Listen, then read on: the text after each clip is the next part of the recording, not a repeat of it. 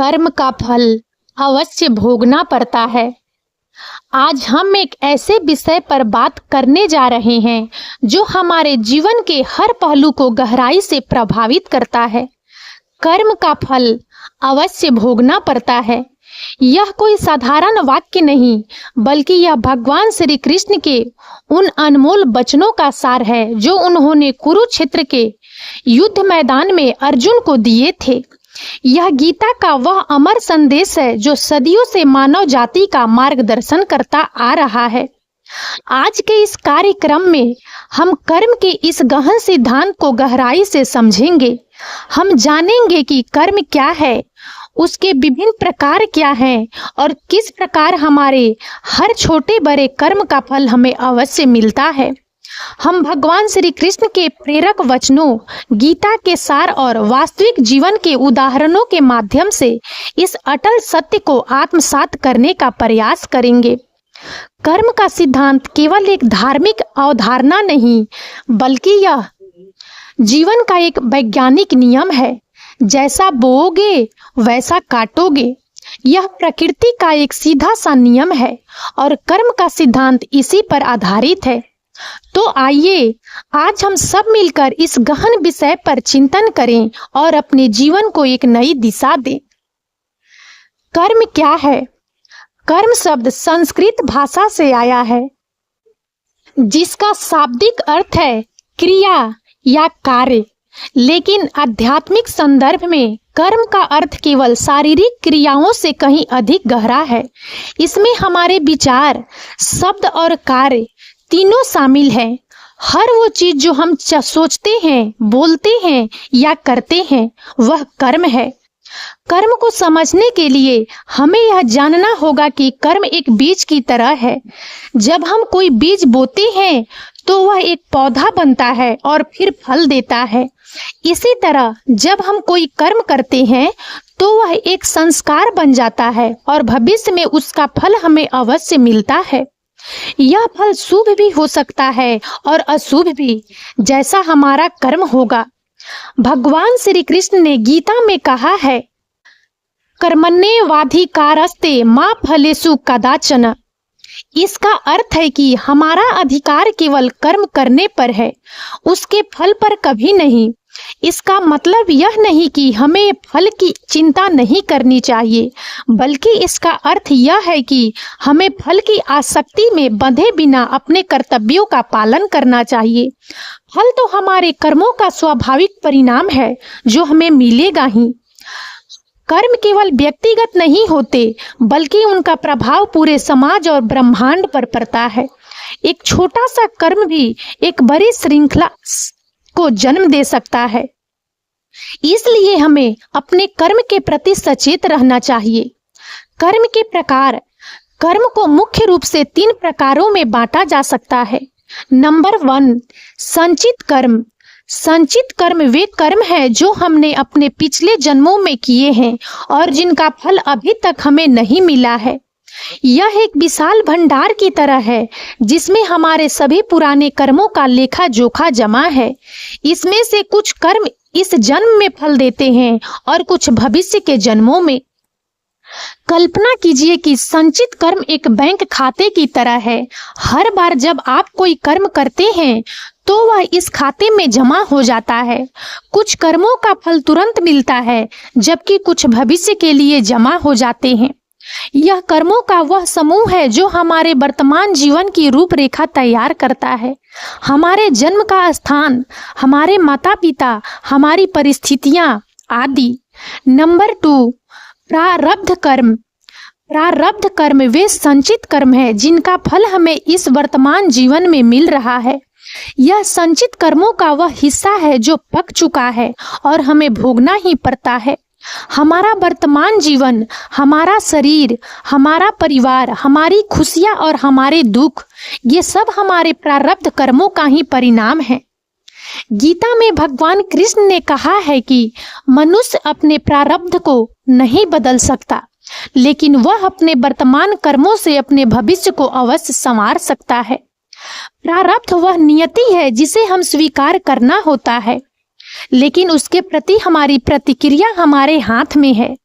यह हमें यह समझने में मदद करता है कि क्यों कुछ लोग जन्म से ही सौभाग्यशाली होते हैं और कुछ को जीवन भर संघर्ष करना पड़ता है। नंबर 3, क्रियमान कर्म। क्रियमान कर्म वे कर्म हैं जो हम इस वर्तमान जीवन में कर रहे हैं। ये वे कर्म हैं जिनके परिणाम हमें तुरंत या भविष्य में मिलते हैं। ये कर्म हमारे अपने नियंत्रण में होते हैं। हमारे पास यह शक्ति है कि हम अपने क्रियमान कर्मों के माध्यम से अपने भविष्य का निर्माण करें। यह वह क्षेत्र है जहां हमारे पास स्वतंत्रता और चुनाव की शक्ति है। हम यह चुन सकते हैं कि हम अच्छा करें या बुरा, सत्य बोले या झूठ, दूसरों की मदद करें या उन्हें नुकसान पहुंचाएं। हमारे क्रियामान कर्म ही हमारे संचित कर्मों के भंडार में नए कर्म जोड़ते हैं और हमारे भविष्य के प्रारब्ध को आकार देते हैं।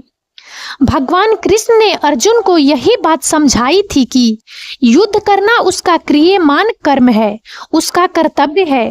फल की चिंता किए बिना उसे अपना कर्तव्य निभाना चाहिए। हमारे क्रियामान कर्म हमें अपने प्रारब्ध को सकारात्मक रूप से प्रभावित करने का अवसर प्रदान करते हैं। कर्म का अटल नियम, जैसा बोओगे वैसा काटोगे। कर्म का सबसे महत्वपूर्ण नियम यह है कि जैसा बोओगे वैसा काटोगे। यह प्रकृति का एक सार्वभौमिक नियम है जो हर जीव पर लागू होता है, चाहे वह मनुष्य हो, पशु हो या कोई और प्राणी। इस नियम को समझने के लिए हम कृषि का उदाहरण ले सकते हैं। यदि आप गेहूं बोते हैं तो आपको गेहूं ही मिलेगा। आप गेहूं बोकर चावल की उम्मीद नहीं कर सकते। इसी तरह यदि आप अच्छे कर्म करते हैं तो आपको अच्छा फल मिलेगा। यदि आप बुरे कर्म करते हैं तो आपको बुरा फल मिलेगा। भगवान श्री कृष्ण ने गीता में स्पष्ट किया है कि कोई भी व्यक्ति कर्म किए बिना एक क्षण भी नहीं रह सकता। हर प्राणी कर्म करने के लिए बाध्य है, चाहे वह मानसिक हो, वाचिक हो या शारीरिक। महत्वपूर्ण यह है कि हम कैसे कर्म करते हैं। यह नियम हमें बताता है कि हमारे जीवन में जो कुछ भी होता है वह हमारे अपने कर्मों का ही परिणाम है। हमारी खुशियाँ, हमारे दुख, हमारी सफलताएं, हमारी असफलताएं, ये सब हमारे द्वारा किए गए कर्मों का ही प्रतिफल है। कुछ लोग सोचते हैं कि वे बुरे कर्म करके बच सकते हैं, लेकिन यह संभव नहीं है। प्रकृति का नियम बहुत सटीक है। हो सकता है कि फल तुरंत न मिले, लेकिन वह अवश्य मिलेगा। इसे ऐसे समझे कि आप एक अपराध करते हैं और तुरंत पकड़े नहीं जाते, लेकिन कानून की नज़र से आप बच नहीं सकते। इसी तरह कर्म का कानून भी अटल है। यह नियम हमें अपने कार्यों के प्रति जवाबदेह बनाता है। यह हमें यह सिखाता है कि हम अपने जीवन के निर्माता स्वयं हैं। हम अपनी नियति को अपने कर्मों से गढ़ते हैं। कर्म और नियति, अक्सर लोग नियति, भाग्य और कर्म के बीच भ्रमित हो जाते हैं। क्या हमारा भाग्य पहले से तय है या हम इसे अपने कर्मों से बदल सकते हैं? भगवान श्री कृष्ण ने गीता में स्पष्ट किया है कि हमारा प्रारब्ध नियति का एक हिस्सा हमारे पिछले कर्मों का परिणाम है और इसे बदला नहीं जा सकता। लेकिन हमारा क्रियमान कर्म, वर्तमान कर्म हमारे नियंत्रण में है और इन्हीं क्रियामान कर्मों से हम अपने भविष्य का निर्माण करते हैं। इसे एक नदी के प्रवाह की तरह समझें। नदी की धारा एक निश्चित मार्ग पर बहती है, प्रारब्ध, लेकिन आप नदी में एक नाव चला सकते हैं और उसे अपनी इच्छा अनुसार थोड़ा बहुत मोड़ सकते हैं। क्रियमान कर्म, आप नदी का पूरा रास्ता नहीं बदल सकते, लेकिन आप अपनी यात्रा को नियंत्रित कर सकते हैं। कर्म का सिद्धांत हमें निष्क्रिय होने के लिए नहीं कहता, बल्कि हमें सक्रिय होने के लिए प्रेरित करता है। यह हमें सिखाता है कि हम परिस्थितियों के गुलाम नहीं हैं, बल्कि हम अपने कर्मों के माध्यम से अपनी परिस्थितियों को प्रभावित कर सकते हैं। निष्काम कर्म, फल की आसक्ति के बिना कर्म। कर्म के सिद्धांत का सबसे गहरा पहलू है निष्काम कर्म। भगवान कृष्ण ने गीता में अर्जुन को निष्काम कर्म का ही उपदेश दिया था। निष्काम कर्म का अर्थ है फल की आसक्ति के बिना कर्म करना।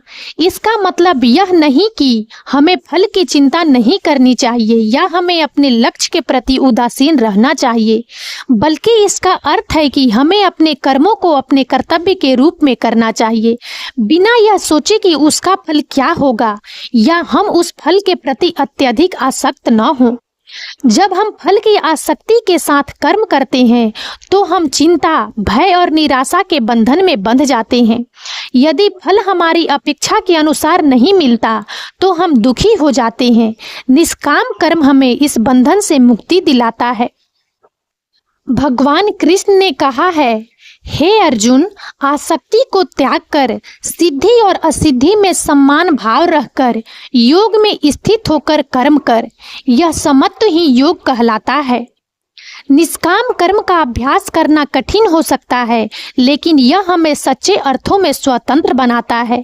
यह हमें अहंकार और स्वार्थ से मुक्त करता है और हमें दूसरों की सेवा करने के लिए प्रेरित करता है। कर्म का फल कब और कैसे मिलता है?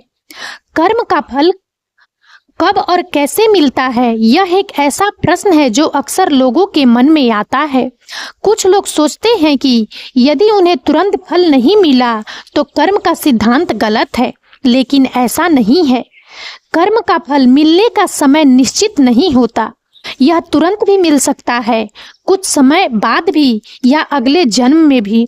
यह कर्म की प्रकृति, उसकी तीव्रता और उसे करने वाले व्यक्ति की स्थिति पर निर्भर करता है। इसे एक पौधे के उदाहरण से समझें। कुछ पौधे कुछ हफ्तों में फल दे देते हैं, जबकि कुछ को सालों लग जाते हैं। इसी तरह कुछ कर्मों का फल तुरंत मिल जाता है। जैसे यदि आप किसी को गाली देते हैं तो वह आपको तुरंत पलट कर गाली दे सकता है, लेकिन कुछ कर्मों का फल धीरे धीरे मिलता है। जैसे यदि आप बरसों तक कड़ी मेहनत करते हैं तो आपको धीरे धीरे सफलता मिलती है। कर्म का फल केवल बाहरी रूप में नहीं मिलता, बल्कि यह हमारे आंतरिक मन, हमारे विचारों और हमारी भावनाओं को भी प्रभावित करता है।